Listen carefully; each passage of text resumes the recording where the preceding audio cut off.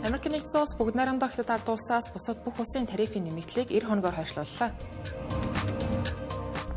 Америк нэгдсэн улс болон Орос улбаны улсын дипломатууд Истанбул хотноо уулзах гэж байна.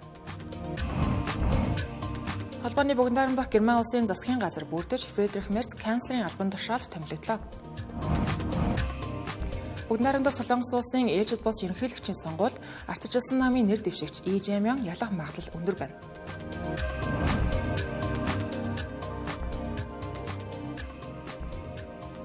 Арамдраг үзэгчтэй Тэнгэр телевизийн гадаад мэдээний хөтөлбөр эхэлж байна. Олон улсад өрнөж байгаа онцлог үйл явдлуудаас цагийн мэдээллийг томилж өргөнө.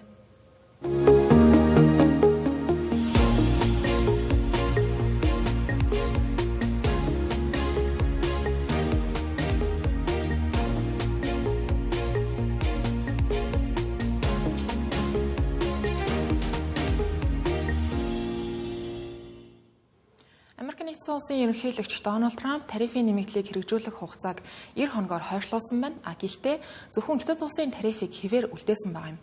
Ингэснээр хоёр улсын хоорондын худалдааны зөрчил бүр чихээр нэмэгдсэн хэрэг боллоо гэж ажиглагч нар нөхцөл байдлыг дүгнэж байна. Тодорхойлбол Америк нэгдсэн улс 60 гаруй түнш орнуудад 10-аас дээш хувийн тариф оноож ихснээсээ хойш 13 цагийн дараа ерөнхийлөгч Дональд Трамп бодлоо гинэд өөрчилж 10% суурь тарифыг хэвээрүүлдэж 10-аас дээш хувийн тарифыг 90 хоногоор хойшлуулна гэж зарласан байна. Гэхдээ Хятадын хувьд импортын бараа бүтээгдэхүүнд ноогдуулах тарифыг нь 125% хүргэнэ гэж зарласан байна. Энэ нь Хятад улс Америк нэгдсэн улсын эсрэг хариу арга хэмжээ авч Америкийн бараанд 84% тариф оноохоор болсонтой холбоотой байна. Энэхүү олон улсын худалдааны хурцдмал байдал өнгөрсөн 7 хоногт ерөнхийлөгч Дональд Трамп бүх төрлийн импортод давтар ноогдуулах шийдвэр гаргасны дараагаар өрнөж эхэлсэн байна. Түүний шинэ бодлогоор бүх импортыг 10% суурь тарифаар үнэлэн үүн дээр нэмэгдэж хамгийн их зөрчилтэй гэж тодорхойлогдсон 60 гаруй түнш орнуудад илүү өндөр тариф оноохоор тусгагдсан байна. Эдгээр орнуудын донд Европын холбооны 27 гишүүн улс, Вьетнам, Өмнөд Африк, Израиль, Тайван зэрэг улсууд багтаж байна. Америк нэгдсэн улс тэдгээр улс орнуудын бараанд 11-ээс 100 давсан хувийн нэмэлт тарифуудыг тогтоохоор төлөвлөгөөтэй байсан байна. Тухайн Дональд Трампын мэдээлэл олон улсын зах зээлд томоохон донсолгоос савлгааг авчирсан байдаг. Хувьцааны үн огцон унаж дэлхийд даяар олон их найд ам долларын алдагдал үүссэн бол Америк нэгдсэн улсын иргэдийн дунд үнийн өсөлтөөс эмээх хандлага ажиглагдаж эдийн засгийн уналт ойртож болзошгүй гэсэн таамаглал хэрэгжлүүдийн дунд тархаад байсан байна. Харин өнөөдөр Дональд Трамп шинэ бодлогоо зарласнаар хөрөнгөний зах зээл хүчтэй өсөлт үзүүлж эхэллээ. Тухайлбал S&P 500 индекс өдрийн туршид 7% өссөн бол арилжаа хаагдах үед 9.5% өсөлттэй байдлаар хаагдсан байна. Замун Dow Jones индекс 7.8% өслөө. Дональд Трамп уг шинэ бодлогоо Truth Social платформоор дамжуулан зарлахдаа хариу арга хэмжээ аваагүй улс орнуудад 90 хоногийн завсарлага өгсөн гэх тайлбарыг хийсэн байна. Харин Хятад ноогдуулах нэмэлт тарифыг тэр даруй хэрэгжүүлнэ гэдгээ давтан хэлсэн байна. Инхдээ тэрээр ойрын хугацаанд Хятад улсын эрх баригчид Америк нэгдсэн улсад ашиггүй байдлаар худалдаа 8 хийдэг цаг үе өнгөрсөн болохыг ухаарна гэж найдаж байна гэж хэлсэн байгаа нь Хятадын эрх баригчдын уур бухимдлыг үдүүлсэн хэрэг болж байгаа юм. Америк нэгдсэн улсын сангийн сайд Скотт Бессент Дональд Трампын шинэ бодлого хөрөнгөний зах зээлийн савлгааг намжаах зорилготой гэх таамаглалыг няцаасан байна. Харин Конгресст гартачилсан намын бүлгийн дарга Чак Шумер Дональд Трамп бодлого нь алдаатай байсныг ийхүү хүлээн зөвшөөрлөө гэж нөхцөл байдлыг дүгнэлээ. Үүнийгч баталж цагаан ордны гадна сэтгүүлчидтэй уулзах үедээ Дональд Трамп өөрөө иргэд бухимдаж эхэлсэн учраас тарифын бодлогодоо тодорхой өөрчлөлтүүд хийхээс өөр аргагүй болсон гэж хэлсэн байна. Америк нэгдсэн улс болон Хятад улсын хооронд өрнөж байгаа энэхүү худалдааны зөрчил нь өнгөрсөн 7 хоногт Дональд Трамп шинэ тариф зарснаас хойш огцом нэмэгдсэн байна. Эхэндээ Хятадын бараанд Америк нэгдсэн улс 20% тариф ноогдуулсан бол дараа нь үүнд нэмэлтээр 34%-ийг нийтдээ 54% хүргэсэн байсан. Харин тухайн Хятад улс хариу арга хэмжээ болон Америкийн бараанд яг ижил 34% тариф тавьсан байна. Үүний хариуд Дональд Трамп дахин 50% нэмэлт тариф онооно хэмээн анхааруулж тарифын нийт хэмжээг мягмар гарагийн байдлаар 104% хүргэсэн байсан. Хятад улсын тухайд Америк нэгдсэн улс тарифын дайн өдөөхийг өсөж байгаа бол эцсээ хүртэл тэмцэнэ гэж мэдгдсэн байр суурьндаа бат зогсон хിവэрэ байна. Улмаар Америк нэгдсэн улсын 104% тариф хэрэгжиж ирснээс төдөлгүй Бээжин хариу мэдээлэл хийж Америкийн бараанд ноогдуулах тарифыг 34%-аас 84%-д хүргэнэ гэж мэдгдсэн байна. Энэ талаар Хятадын гадаад хэргийн яамны хэвлэлийн төлөөлөгч Лин Жианг хав гарагт хэлэхдээ Америк нэгдсэн улс Хятадын эсрэг үргэлжлүүлэн үндэслэлгүй тариф тавьж байгаа иймэрхүү дарамтчилгалт үзүүлэх хандлагыг эрс эсэргүүцэж байгаагаа илэрхийлсэн байна. Дэлхийн худалдааны байгууллагын тооцоололоор 2 орны худалдааны зөрчил ийхүү хурцад бол харилцан хийж байгаа худалдааны хэмжээ нь 80 хүртэл хувиар буурч нийтдээ 466 тэрбум $, алдагдал хүрч болцошгүйг анхааруулсан байна. Тэгэхдээ анхааруулжтай Дональд Трампын тарифын нэмэгдлийг хойшлуулах тухай өнөөдрийн төлөвлөгөө хэрэгжиж эхэлсэн байгаа тарифуудад бол хамаарахгүй гэдгийг анхаарах хэрэгтэй. Эдгээрт энэ сарын 2-оос хүчин төгөлдөр болсон автомашин болон сэлгийн 25% тариф, мөн бүх төрлийн ган болон хөнгөн цагааны импортод ноогдуулсан 25% тариф багтаж байгаа. Мөн Европын холбоо Дональд Трампын тодорхойлсноор хамгийн их зөрчилтэй түнш орнуудын жагсаалтанд багтсан ч гэлээ хариу тарифын бодлого хэрэгжүүлж амжаагүй байсан учраас цагаан ордон Европын холбооны 10% галлын тарифыг хэвээр үлдээсэн байна.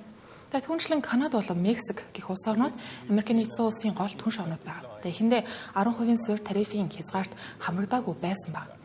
Тиймээс цагаан ордны их сурвалжуудын хэлж байгаагаар эдгээр оронд одоогийн байдлаар нэмэлт тариф ногдуулахгүй байна.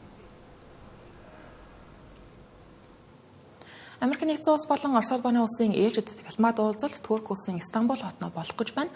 Энэ удаа талууд Украины асуудлаар хэлэлцэхгүй, зөвхөн хоёр улсын дипломат харилцаа холбоог сэргээх чиглэлд ярилцсан гэлээ. Америкийн нэгдсэн улсын төрийн департамент Америкийн нэгдсэн улс болон Оросын холбооны улсын дипломатуудын хоорондох албан ёсны яриа хэлэлцээ Истанбул хотод болох гэж байгаа талаар зарлалаа. Энэ удаагийн уулзалтын зорилго нь зөвхөн хоёр улсын элчин сайдын яамдын өдөр тутмын үйл ажиллагааг доктортой байлгах асуудлыг хэлэлцэхэд чиглэж байгаа гэлээ. Энэ талаар Америкийн нэгдсэн улсын төрийн департаментийн төлөөлөгч Tammy Bruce уулзалтаар улс төр аюулгүй байдлын ямар нэг асуудал яригдахгүй, түүнчлэн Украины асуудал уулзалтын үеэр яригдах сэдвүүдийн хүрээнд багтахгүй гэдгийг онцлог хэлжээ. Америкийн нэгдсэн улс болон Оросын холбооны улсын дипломат харилцаа ийхүү сэргэж байгаа нь өнгөрсөн 2 дугаар сарын 18-нд Сауди Араби улсын Риад хотноо болсон чухал уулзалтаас эхэлдэг юм а. Тухайн үед Оросын холбооны улсын гадаад хэргийн сайд Сергей Лавров болон Америкийн нэгдсэн улсын төрийн департаментийн нарийн бичгийн дарга Марко Рубио нар уулзалт хийсэн байдаг. Энэ нь 2022 онд Оросын холбооны улс Украин руу давтсноос хойш хоёр улсын хооронд болсон анхны дээд түвшний уулзалт байсан юм. Америкийн нэгдсэн улсын ерөнхийлөгч Дональд Трамп энэ оны 1-р сард төрийн тэргүүний албан тушаалд орсноосоо хойш Оросын холбооны улстай харилцаа холбоогоо дахин сэргээх чиглэлд тууштай ажиллаж байгааг харуулсан хэрэг боллоо гэж олон улсын шинжээчид нөхцөл байдлыг дүгнэж байна. Дональд Трампын хувьд өмнөх бүрэн эрхийнхээ хугацаанд ч тэр Оросын холбооны улсын ерөнхийлөгч Владимир Путинтэй 2 ч удаа биечлэн уулзалт хийж хоёр улсын харилцаа холбоог сайжруулах зорилготой яриа хэлэлцээ уулзалтуудыг зохион байгуулж байжээ. Герман улсад 5 сарын дараа шинэ нийслэлийн засгийн газар байгуулагдлаа. Өчигдөр Германы христийн ардчилсан холбооны тэргүүн Фридрих Мерц социал-демократ намтай эвсэл байгуулах тохиролцоонд хүрсэн байгаа юм. Шинэ засгийн газрыг тэргүүлэх канцлерийн албан тушаалд Фридрих Мерц томилогдно гэдэг нь бол мэдээж. Фридрих Мерц уг тохиролцоог сайшааж үр дүнтэй бодлого шийдвэрүүд гаргах чадвартай хүчтэй засаглал бүрдэх болно гэж үзэж байгаагаа хэллээ. Европын хамгийн том эдийн засагтай улсаа гэж Германы эдийн засаг сүүлийн үед уналтанд ороод байгаа. Тиймээс эдийн засгийн өсөлтийг сэргээх нь шинэ засгийн газрын гол анхаарал хандуулах асуудал болох нь гарсаагүй. Германы эдийн засгийн хямралд Америкийн нэгдсэн улсын ерөнхийлөгч Дональд Трампын санаачилсан худалдааны тарифууд нэрмээс болж байгаа. Фридрих Мерц энэ тухайд Герман улсын эдийн засгийг эргэн хөлдөр нь босгож, гадаад улс орнуудын тарифын бодлогын эсрэг эдийн засгийн өрсөлдөх чадварыг сэргээх амлалтыг өгсөн байна. Мөн Европын улс орнуудын өмнө хүлээх Герман улсын батлан хамгаалах үүрэг хариуцлагыг бодит ажил хэрэг болгохооч хэлсэн байна. Фридрих Мерцийн удирдах байгаа христийн ардчилсан холбоо өнгөрсөн 2 дугаар сард болсон холбооны сонгуульд ялалт байгуулсан байдаг.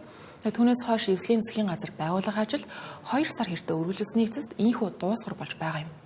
Эвслийн засгийн газар байгуулах ажил тийхүү удаашрсан байгаа нь Германы альтернатив нам энэ удаагийн сонгуульд түүхэн өндөр дэмжлэг ард иргэдээс авсантай шууд холбоотой гэж хэлж болно. Шинэ нийслэлийн засгийн газар байгуулагдсан мэдээтэй зэрэгцэн Монголд христийн ардчилсан холбоо биш Германы төлөөх альтернатив нам илүү дэмжлэг авсан гэдгийг харуулсан судалгаа нийтлэгдсэн байгаа юм.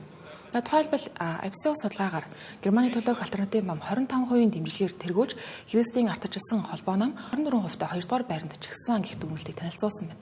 Гэсэн хэдий ч энэ сонгуулийн үр дүнг өөрчлөх хэмжээний санал хураалтанд тооцогдох магадлал бага. Шинэ нийслэлийн засгийн газрын зорилго нь цагаачлал, эдийн засаг, батлан хамгаалах салбарын шинжилэл байх болно гэж Фридрих Мерц зарласан байна. Тэрээр түүний тэргүүлэх хийсэл Герман улсыг дахин олон улсын давцанд тэргүүн гинэнд гарах цогц төлөвлөгөөтэй ажиллана гэсэн байна. За түүнийг канцлераар томилох санал хураалт 5 дугаар сарын 5-ны өдөр болох төлөвтэй байна. За эслийн 13 суудлын давуу байдал нь түүнийг канцлерын албан тушаалд томилоход чухал нөлөө үзүүлэх баг. Нарийн сануулгад парламент Германы чанга хатуу өрийн зохицуултын бодлогыг зөөлрүүлсэн шинжилгээг өнгөрсөн сард дэмжсэн нь цэргийн салбар болон дэд бүтцийн салбарт томоохон хөрөнгө оруулалт хийх боломжийг бий болгосон хэрэг болсон байдаг. Мөн пүрэв гарагт зарласан эсийн засгийн газрыг авч хэрэгжүүлэх арга хэмжээнүүдэд хууль бус цагаачлалыг хянах, хязгаарлах, хилийн шалгалтыг чангатах зэрэг арга хэмжээнүүд багтсан байна. Эдгээр нь 2 дугаар сарын сонгуульд иргэдийн хамгийн их анхаарал хандуулж байсан асуудлууд байна. Эсийн засгийн газарт бараг бүх сайд нар солигдно. Фридрих Мерцийн хувьд ч гэсэн өөрөө өмнө нь сайдын албан тушаал ашиж байгаагүй улс төрж. Гэхдээ одоо байгаа Батлан хамгаалахын сайд социал-демократ намын Борис Писторис албан тушаалтаа үргэлжлүүлэн ажиллах магадaltaй байгаа юм байна. Бүгд найрамдах Солонгос улсын сөрөг хүчний тэргүүн асан Ли Жэмён ерөнхийлөгчийн сонгуульд нэр дэвшгээ зарлалаа. За тэрээр олон нийтийн санал асуулгуудаар бүгд найрамдах Солонгос улсын дараагийн ерөнхийлөгч болох хамгийн өндөр магадлалтай улс төрчөөр нэрлэгдэж байна.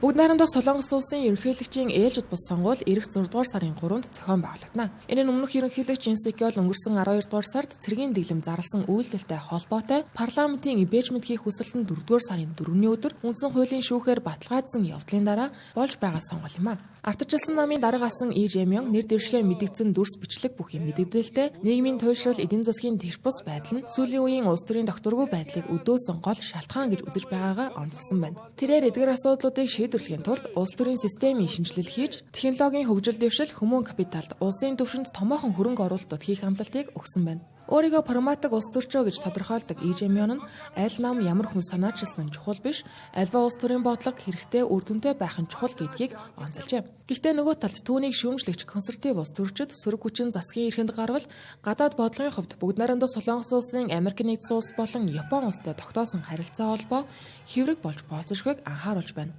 Энэ тухайд Ли Жэмён 3 улсын харилцаа холбоо хамтын ажиллагааг чухалчлан ажиллана гэдгээ хэлсэн байна. Гэхдээ бүгд найрамдах Солонгос улсын үндэсний ашиг сонирхол нэгдүгээрт тавигдах ёстой гэсэн үндсэн байр суурьндаа бат цогсон хിവэр байгаа гэдгээ онцлсан байна. Бүгд найрамдах Солонгос улсын дараагийн шинэ ерөнхийлөгч томоохон сорилтуудтай нүүр тулах нь гарцаагүй. Үүнд Америк нэгдсэн улстай тарифын асуудлаар хэлэлцээр хийх шаардлага энэ тэргуунд байгаа.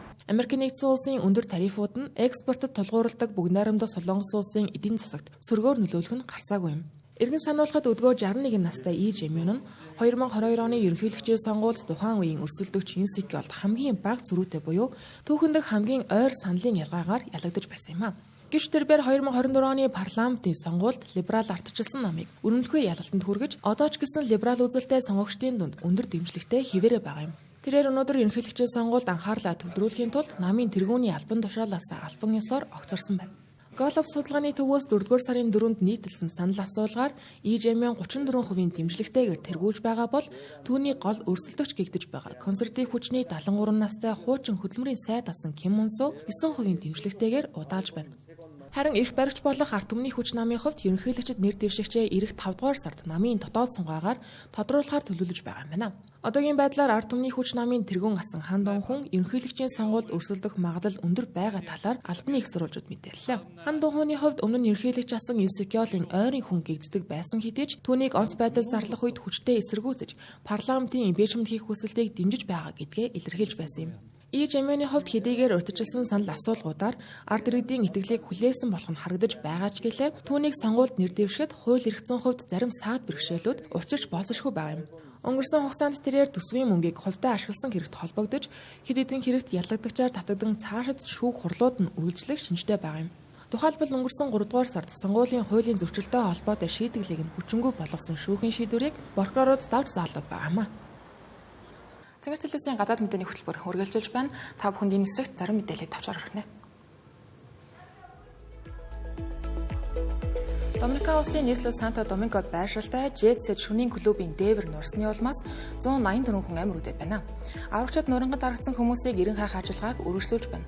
Мөн олон хүн зусаа хандуулахаар эмнэлгүүдийн гадна суулгачээ. Алтныхан ослын учир шалтгааныг мөрдөн шалгаж байгаа ба хараахан эцсийн дүгнэлт гаргаагүй байгаа юм. Израиль улс Газа хотын Шуужая дүүрэгт агаараас цохилт өгсөний улмаас 35 хүн амьд үджээ. Аварчид нурангад аргасан хүмүүсийг хайж байгаа ба нас барагсдын тоо цаашид нэмэгдэх төлөвтэй байна. Израилийн тал энэ цохилтыг Хамасын өндөр албан тушаалтныг онилсон гэж мэдгдсэн ч нэрийг нь зарласангүй. Эмнэлгийнхэн гэмтэж бэрсэн хүмүүсийг эмчлэх эмийн хангамжгүй мөн цусны хомсдолд орсон тухай мэдгдлээ. Мөн аварчид шатхуун болон эмнэлгийн хангалт муу байгааг нь улмаас тусламжийн ажил хүндэрч байгаа талаар мэдээлж байна. Израиль улс Газын зурвас руу хүрэгдэж байгаа тусламжид хяналт шалгалт оруулахаар төлөвлөж байна. Гэвч нэгдсэн үндэсний байгууллагын ерөнхий нарийн бичгийн дарга Антонио Гутерреш уг төлөвлөгөөг эрс эсэргүүцлээ. Тэрээр энэ төлөвлөгөө нь хүмүүлийн тусламжийн ажлыг удаашруулж ноцтой хүмүүлийн хямралыг өдөөх эрсдэлтэй гэж үзсэн байна.